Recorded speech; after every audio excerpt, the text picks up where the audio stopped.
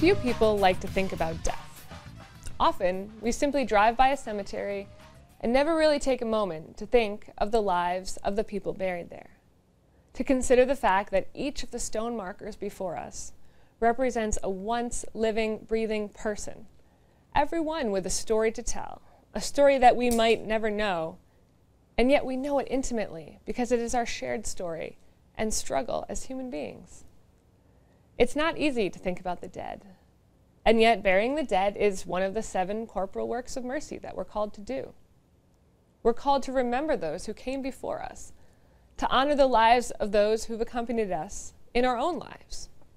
And it's also good to remember that we can call on the many holy men and women who are part of the wonderful communion of saints, those who came before us, who loved and struggled with the same faith, although often in very different times.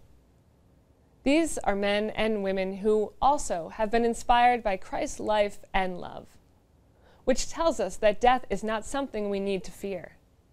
Christ's own death and resurrection allows us to become united more fully with him in life and death. I once had the chance to talk to a man who digs graves for a living. I asked him if his job made him think about death a lot. And I was surprised when he said no. He just saw it as a job, and he came and went and did his job like anyone else. But he also said he liked the work.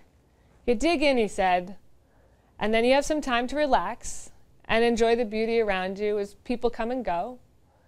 And then you fill it all in. And his comments got me thinking that maybe his day didn't differ all that much from my own on some level.